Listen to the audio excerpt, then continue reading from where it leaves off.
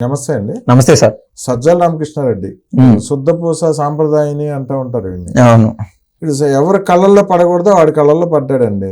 ఎవరికైతే దొరకకూడదో వాడికి దొరికాడండి. వాడు పవన్ కళ్యాణ్ గారికి అడ్డంగా బుక్ అయ్యాడు. అసలు సజ్జల రామకృష్ణారెడ్డి అంటే వాడు బతికేంటండి. ఒకప్పుడు ఈనాడులో చిన్న ఉద్యోగిగా పనిచేసినాడు. పీక్ టైంలో 22,000 జీతం సార్. ఈనాడులో 22,000 జీతం. అవును, 22,000 జీతం కేవలం. అవును, 22,000 జీతానికి పనిచేసినాడు. ఇవాళ 200 ఎకరాల్లో ఒక ఎస్టేట్ కట్టేసుకున్నాడు అండి. 200 ఎకరాలు, అందులో మళ్ళీ 40 ఎకరాలు ఫారెస్ట్ భూములను ఆక్రమించాడు. ఆడ ఆక్రమించి కట్టుకున్న ఎస్టేట్ కి ఒక పెద్ద గేట్ ఒకటి పెట్టేసి ఎవరిని లోపలికి అలౌ చేయడు. 4 సెక్యూరిటీ గార్డులు ఉంటారు ఆ గేట్ దగ్గర. 24/7 8 గంటలకు ఒక బ్యాచ్ చొప్పున, రోజుకి 3 బ్యాచ్లు 4 చొప్పున ఆ గేట్ దగ్గర కాపలా. ఎవరిని లోపలికి వెళ్ళినవరండి. ఆ ఎస్టేట్ కట్టుకున్నాడు. పవన్ కళ్యాణ్ గారు ఇప్పుడు సర్వే అధికారులకి ఆర్డర్ వేశారు. లోపలికి వెళ్ళి మొత్తం సర్వే అంతా చేసి రండి భూముల్ని, ఆడ ఏమేమి భూములు కొట్టేశాడు ఏంటనేది మొత్తం నాకు వివరాలు తీసుకురండి. అసలు ఏ సర్వే నెంబర్లో ఆ భూమి ఉంది, ఆ భూమి ఆడిదేనా, ఎవరి దగ్గరన్నా అన్యాయంగా దొబ్బేశాడా, అక్రమంగా బెదిరించి లాక్కున్నాడా, ఈ మొత్తం వివరాలు తీయాలి బయటికి. మొత్తం సర్వే తీసుకుని రమ్మని పంపించారు పవన్ కళ్యాణ్ గారు. ఇప్పుడు చూద్దాం ఒకసారి, మీకు వినిపిస్తా దీని మీద పూర్తి కథనాన్ని, తర్వాత మీ విశ్లేషణ కావాలి. వైఎస్ఆర్ జిల్లాలో సజ్జల రామకృష్ణారెడ్డి కుటుంబం అటవీ డీకేటీ భూములు ఆక్రమించిందనే ఆరోపణలపై ఉప ముఖ్యమంత్రి పవన్ కళ్యాణ్ విచారణకు ఆదేశించారు. సజ్జల కుటుంబ ఎస్టేట్లోని భూముల్లో అటవీ భూములెన్నో నివేదిక ఇవ్వాలని కడప కలెక్టర్ను ఆదేశించారు. ఈ వ్యవహారంపై సర్వే అధికారులు ఇవాళ కలెక్టర్కు నివేదిక ఇచ్చే అవకాశం ఉంది. వైఎస్ఆర్ జిల్లా సీకేదిన్నె మండలంలోని సుగాలి బిడికి గ్రామం వద్ద దాదాపు 200 ఎకరాల్లో సజ్జల ఎస్టేట్ ఏర్పాటు చేశారు. వైసీపీ హయాంలో సకల శాఖ మంత్రిగా పెత్తనం చెలాయించిన సజ్జల రామకృష్ణారెడ్డి సోదరుడు సజ్జల దివాకర్ రెడ్డి కుమారుడైన సందీప్ రెడ్డి వారి కుటుంబ సభ్యుల బినామీ పేర్లతో 100 ఎకరాలు పట్టా భూములు, డీకేటీ భూములు కొనుగోలు చేశారు. ఇందులో కొన్ని అటవీ భూములు, డీకేటీ భూములను కబ్జా చేశారనే ఆరోపణలున్నాయి. సుగాలి బిడికిలోని సర్వే నంబర్ 1629లో 40 ఎకరాల వరకు అటవీ భూములు కొట్టేశారనే ఫిర్యాదులు వచ్చాయి. వైసీపీ హయాంలో కడప డిఎఫ్ఓగా పనిచేసిన అధికారిని అడ్డుపెట్టుకుని పట్టా భూముల్లోకి అటవీ భూములను కలిపేసుకుని లీగలైజ్ చేసుకున్నట్లు ప్రచారం జరుగుతోంది. సజ్జల ఎస్టేట్ భూములకు కంచె, పెద్ద పెద్ద గేట్లు పెట్టి లోపలికి ఎవరిని అనుమతించడం లేదు. ప్రధాన గేటుకు ఎదురుగా సర్వే నంబర్ 1612లో 5 ఎకరాల 14 సెంట్ల చుక్కల భూమి ఉంది. ఇందులో సుగాలి బిడికి గ్రామానికి చెందిన రాజానాయక్ భార్య బుక్కేదేవి పేరిట ఎకరా 34 సెంట్లు, బుక్కే ముత్యాలమ్మ పేరిట ఎకరా 30 సెంట్ల డీకేటీ పట్టాను 1993లో ప్రభుత్వం అందజేసింది. నాటి నుంచి బాధితులు ఆ పొలంలో మామిడి చెట్లు, ఇతర వ్యవసాయ పంటలు సాగు చేసుకుంటున్నారు. తన 2.5 ఎకరాలను సజ్జల ఎస్టేట్ లో కలిపేసుకున్నారని, నోరెత్తితే చంపేస్తామని బెదిరించినట్లు రాజానాయక్ చంద్రబాబు పవన్ కళ్యాణ్ కు గతంలో ఫిర్యాదు చేశారు. జిల్లా కలెక్టర్ కు మొరపెట్టుకున్నారు. వైసీపీ హయాంలో రెవెన్యూ అధికారులను అడ్డుపెట్టుకుని చాలా మంది డీకేటీ పట్టా భూములను సజ్జల ఎస్టేట్ లో కలిపేసుకున్నారనే ఆరోపణలున్నాయి.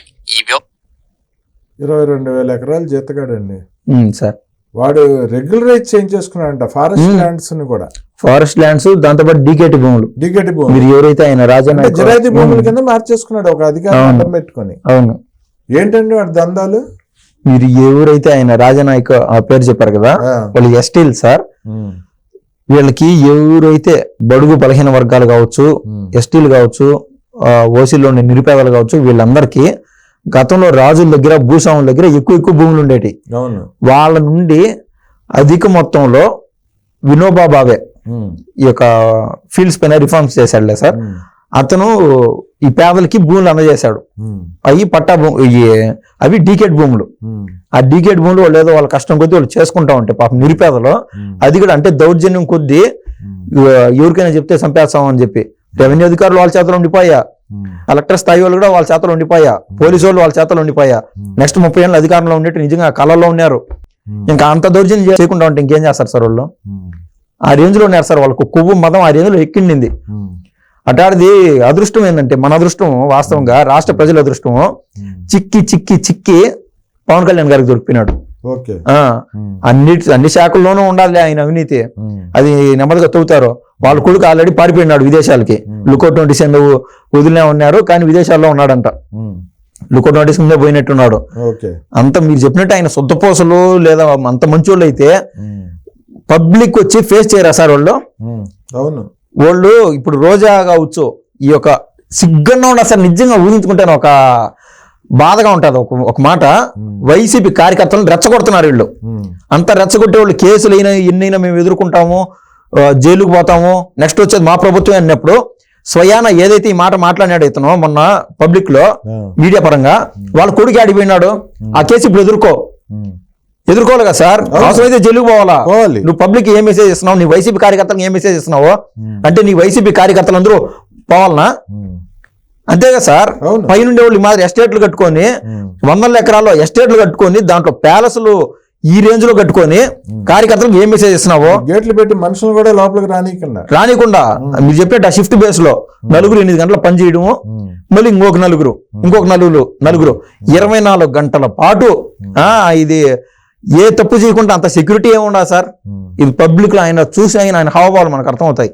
ఒక సింపుల్ ఒక చిన్నది ఒక 600 రూపాయలు 700 చొక్కా వేసుకొని, అవును వేసుకొని పిన్ను పెట్టుకొచ్చుకొని బాగురే ఎట్టాడు మంచోని పెట్టుకున్నాడు రా జగను అనుకునేట్టుగా ఇది ఆయన చేసే నిర్వాకాలు. 40 ఎకరాలు అటవీ భూమిని దొబ్బేశాడంటే సార్ అనకూడదు పదాలు వాళ్ళు చేసాడు. నాకు నేర్పిస్తున్నారు చూస్తుంటే ఎవరో పాయసం వండితే తెల్లారులు చల్లారు ఎవరో పతివ్రత పాయసం వండితే అట్లే ఉంటాడు సార్. అట్లే ఉంటాడు. ఆడిలా దోపిడీలు దొంగతనాలు హత్యలు చేశాడంటే ఎవరు నమ్మరండి. సార్ చూసినట్టు ఎవరు? వాళ్ళ మాస్టర్ ఎవరు సార్? వాళ్ళ మాస్టర్ ఎవరండి? జగన్మోహన్ రెడ్డి గారు.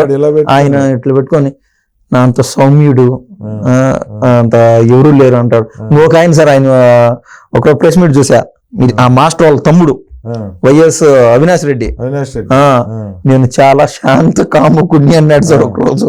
దాని మన 5 నిమిషాలు నవ్వుకున్నా నేను.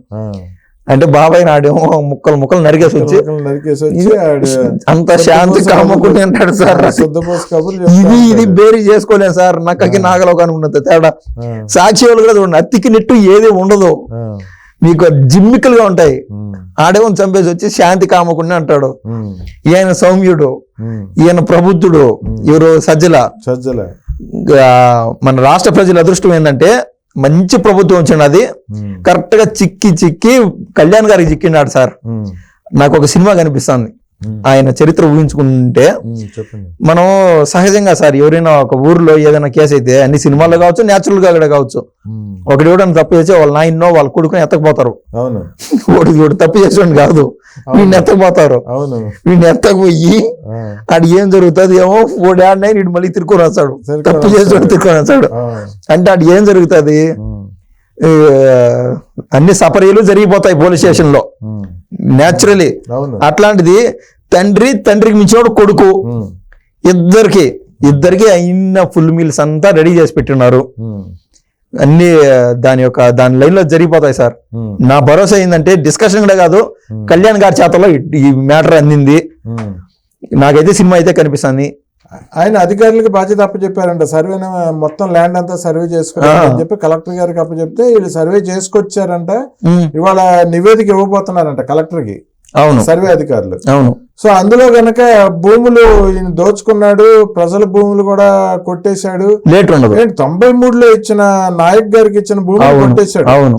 సో పవన్ కళ్యాణ్ గారు ఇప్పుడు సజ్జల రామకృష్ణారెడ్డిని ఏం చేయొచ్చు? ఇవన్నీ తేలితే లేటే ఉండదు సార్. నేను అనుకుంటున్నాను పాపం డైలీ ఏదైనా వాళ్ళు ఆ తప్పు చేసినారు బా, ఇది చేసినారు బా అని మనం వీడియోస్ చేస్తున్నాం. వాస్తవంగా నిన్న కూడా నేను ఏదైతే ఒక వీడియో మెయిన్ స్ట్రీమ్ మీడియా కంటే ముందు మ్యాటర్ కెలుకొని పవన్ కళ్యాణ్ గారి శాఖను కెలికినాడు నాయన సజ్జల అని మీరు అవసరమైతే ఆ డేటా చూసుకొని మెయిన్ స్ట్రీమ్ మీడియా కంటే మన మీడియా ముఖ్యంగా ముందు చెప్పాం పవన్ కళ్యాణ్ గారితో పెట్టుకున్నారని. ఈ రోజు తీరా చూస్తే మ్యాటర్ కొంచెం స్పీడ్ లోనే ఉన్నది. కళ్యాణ్ గారి చేతల్లో టాపిక్ ఉన్నందున ఈ బొమ్మ అయితే రాష్ట్ర ప్రజలకి క్లియర్ కట్ గా కనిపిస్తుంది. జగన్మోహన్ రెడ్డి ఈయన ఫోన్ కాల్ అయినా పిక్ చేస్తాడేమో, నేను చూస్తాను సార్, చూద్దాం. నేను అనుకోవడం జగన్మోహన్ రెడ్డి గారు సంక్రాంతికి అరిసెలు తీసుకుని ఈయన కలవడానికి జైలుకి వెళ్తారేమో. ఎందుకంటే నందిగం సురేష్ కాడికే పోయినారు కదా. పోయాడు నందిగం సురేష్ ఏంటి, వాడున్నాడు కదా పిన్నెల రామకృష్ణారెడ్డి. అవును, వాడి దగ్గరికి కూడా పోయాడు. అంటే అరే బాబు ఇది వెళ్ళేదేంటి, వీళ్ళు అరిసెలు ఇవ్వడానికి కోడి మాంసం బిర్యానీ ఇవ్వడానికి కాదు, బిర్యానీ పట్టుకొని వెళ్తాడు. కానీ నువ్వు చేసిన చెప్పేటప్పుడు నా పేరు కనుక చెప్పావంటే నిన్ను ఇక్కడే లేపేస్తానని చెప్పి నీ కొడుకు అనేది కూడా మాకు తెలుసులే అన్ని వస్తాడు. నా పేరు బయట పెట్టావా జాగ్రత్త. నాకు ఒక ట్రాక్ రికార్డు ఉన్నది. 43,000 కోట్లు జప్తు చేసినారు. 13 సిబిఐ కేసులు ఉన్నాయి, ఈడీ కేసులు ఉన్నాయి. ఇన్నున్నా కూడా నేను ఇంత ధైర్యంగా నేను తిరుగుతున్నానంటే నా కథ ఏందో నువ్వు అర్థం చేసుకో. నా పైన పడేది మహా అంటే 2-3 కేసులు పడతాయి బాబు మిస్టర్ సజ్జలా. నీ పని నువ్వు చేసుకో, జగన్మోహన్ రెడ్డికి దీనికి సంబంధం లేదని నువ్వు చెప్పు అని స్వీట్లు పాడి తినిపించేసి, బాబాయ్ కేసుతో పాటు ఇంకో కేసు వద్దు నాదేమవుతుంది, నేను జైలుకి పోతున్నానా, నాదేమన్నానా, ఏమన్నా పవన్ కళ్యాణ్ లాంటి వాళ్ళు, లోకేష్ గారు లాంటి వాళ్ళు వాళ్ళకి తిక్కరేగే వరకు నాకైతే ప్రశాంతంగానే ఉంటాను. నా పేరస ఈ పేరస చక్కర్లు కొడతా ఉంటాను. అప్పుడు దాకా నాకు ఏ ప్రాబ్లం లేదు. నా పేరు కన్నా చెప్తే రాష్ట్ర ప్రభుత్వం కాదు ముందు నేను ఇన్వాల్వ్ అవుతా అని సౌమ్యంగా కాముకంగా వాళ్ళకైతే చెప్తాడు జైలుకి వెళ్ళి. అంటే పవన్ కళ్యాణ్ గారు అయితే ఈయన చేసిన దోపిడీ అంతా గనక నివేదికలో నిర్ధారణ అయిందంటే ఈడ్చుకొచ్చి జుట్టు పట్టుకుని లాక్కొచ్చి లోపల అయిందని చెప్పి ఆర్డర్ వేస్తారు. 100% అంత ఓపిక ఆయనకి లేదు. కళ్యాణ్ గారికి అంత ఓపిక లేదు. క్లియర్ కట్ గా మనకి ఎవిడెన్స్ అన్ని కనిపిస్తున్నాయి కదా సార్. ఇదేంది అది లాగి నాకు ఇప్పుడు చూడు బోర్గడ్డ అనిల్ చూడు, పవన్ కళ్యాణ్ గారు అంటాడు చూడు ఒక సినిమాలో, నాకు సీఎం అయిన ఒకటే చేయం అయిన ఒకటే అన్నట్టు ఏదో ఒక డైలాగ్ ఉంది సార్. అదే మాదిరా పవన్ కళ్యాణ్ గారి దృష్టిలో బోర్గడ్డ ఒకటే, ఈ సజ్జల గడ్డ ఒకటే, పెద్ద తేడా ఏమి ఉండదు. ఒక్కసారి ఆ జైల్లో పడినాక బోర్గడ్డ చూడండి సార్, అది తేనులో పడి ఈ మాదిర గిలగిలగిలగా కొట్టుకుంటానే ఉన్నాడు. మనం బెయిల్ కోసం అప్లై చేశాడు. అప్లై చేస్తే జడ్జి గారి బూతులు తిట్టారు. అవును, నువ్వు చేసిన ఏంటి, నీకు బెయిల్ పిటిషన్ ఏంటి, నీలాంటి వాడు అసలు సమాజంలో ఉండటానికే వీల్లేదు, నువ్వు లోపల ఉండు, నీకు బెయిల్ ఇవ్వనని చెప్పారు. అడుగుతాను ఏంది, ఒక కేసులో బెయిల్ అడుగుతున్నాడు, వాడి పైన 30 కేసులు ఉన్నాయి.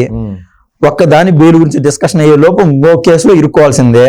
వీడిని సాధ్యమైన రోజులు ఎక్కడనే పెట్టండి, వీడు పద్ధతిగా ఉంటాడని జడ్జి గారు కూడా పెద్ద మనసు చేసుకొని ఆయన మంచి కోరి చెప్పినాడు. ఎవరు, బోర్గడ్డ అనిల్. అదే మాదిరా సజ్జల ఒక్కసారిగా నా జైల్లో పోతే బోర్గడ్డ అయినా ఒకటే, సజ్జలైనా ఒకటే, పెద్ద తేడా ఏమి ఉండదు. 5 రోజులు జైల్లో ఉంటాడు. వీళ్ళు బెయిలు గీలు అన్నట్టు అంత మెచ్యూరిటీగా ఏం జరగదని నేను అనుకుంటున్నా. బోర్గడ్డ మాదిరి నేను జైల్లో ఉండాల్సి వస్తుంది. నెలల తరబడో సంవత్సరాల తరబడో చెప్పలేము. అది కూడా ఇందాక మీరు చెప్పింది ఆవును తెచ్చి కట్టేస్తే దూడ అదే వస్తుంది అంటారా? అవును సార్, రావాల్సిందే. ఎన్ని రోజులు తిరుగుతారు సార్ బయట ఉన్న బలంగా? ఆయనకి ఏదో గుండె నొప్పి ఏంటి వచ్చాయి సజ్జలాకి, రావాల్సిందే సార్. నిప్పు పెడతా కన్నా రావాలి కదా సార్, తలకొరువు పెడతా కన్నా రావాలి. 100%. ఎక్కడికి పోతాడు? రాష్ట్ర ప్రజలకు తలకొరువు పెట్టాడు ఇన్ని రోజులు. అదేం పెద్ద మాట కాదు, పెద్ద విషయం కాదు, నిజంగా జరిగింది. రాష్ట్ర ప్రజలు పీడించాడు సార్. అంతెందుకు, రాష్ట్ర ప్రజల గురించి కాసేపు పక్కన పెడదాం, వైసీపీ కార్యకర్తల గురించి ఆలోచించేద్దాం. మంగళగిరి పైన దాడి జరిగిన కేసులో, టీడీపీ ఆఫీస్ పైన దాడి జరిగిన కేసులో సజ్జల అక్యూజ్డ్ నెంబర్ ఎంత సార్, మీకేనా ఐడియా ఉందా? నాకు ఐడియా లేదు. Accused number 120. ఐ థింక్ అతనిదే అక్యూజ్డ్ నెంబర్ లాస్ట్ అన్నమాట. A1 ఎవరో, A2 ఎవరో, A3 ఎవరో, 120 మంది రౌడీల్ని పార్టీ ఆఫీస్ ధ్వంసం చేయడానికి పంపించినోడే. కానీ ఆయన అక్యూజ్డ్ నెంబర్ 4, 6, 7, 9, 11 కూడా కాదు. నెంబర్ అక్యూజ్డ్ నెంబర్ 1 లో ఉండాలా. అక్యూజ్డ్ నెంబర్ 120 ఉన్నాడంటే మిగిలిన వైసీపీ కార్యకర్తల్ని, ఆ యొక్క రౌడీ మొక్కని నీట్ గా వాడేసుకున్నాడు, ఇరికిచ్చేశాడు. ఏ 120 అంటే ఆయన లిస్ట్ ఎప్పుడు వచ్చేది, నేను చాలా తక్కువ చేశాను అన్నట్టు. అంటే ప్రతి దాంట్లో చేసిందంతా మా కార్యకర్తలు ఏం చెప్తారు, మా కార్యకర్తలు అదే కదా అని చెప్తాను. అది వైసీపీ కార్యకర్తలు. అవును, ఎవరికాడు జీవితాలు నాశనం చేసుకుని జైలులో ఉండాల్సిందే. సిగ్గులా ఉన్నా సార్, వాళ్ళ కొడుకుని అయితే విదేశాలకు పంపించి లుకౌట్ నోటీసులు అన్ని పెట్టుకొని కూడా బయటకు వచ్చి మీరు కార్యకర్తలు చలరేకపోండి, అవసరం అయితే జైలుకు పోండి. ఏమవుతుంది అంటే ఆల్రెడీ పోయిన వాళ్ళకి ఏం చేస్తున్నాడు మీ జగన్ అన్న? 700 మంది జైల్లో కూర్చునే వాళ్ళు కొంతమంది, 41A నోటీసులు తీసుకునే వాళ్ళు కొంతమంది, రౌడీ షీటర్లు రౌడీషీటర్లో 700 పడి ఉన్నారు. పిల్లలు ఏడుస్తున్నారు, తినడానికి తిండి కూడా లేకుండా ఏడుస్తున్నారు. వాళ్ళు ఎట్టాటోళ్ళైనా వాళ్ళ భార్య కంటూ వాళ్ళ ప్రేమ ఉంటది కదా, తప్పదు కదా. ఇదే మాత్రం ఇప్పుడునే కార్యకర్తలను కూడా ఈ యొక్క వైసీపీ యొక్క ఈ చలిమంట కాచుకోవడానికి కార్యకర్తలను రెచ్చగొట్టడమే. ఒకటే ఎగ్జాంపుల్ ఇందాక చెప్పినట్టు, ఆయన 120 ఉంటాడు కానీ మిగిలిన వాళ్ళందరూ కార్యకర్తలే.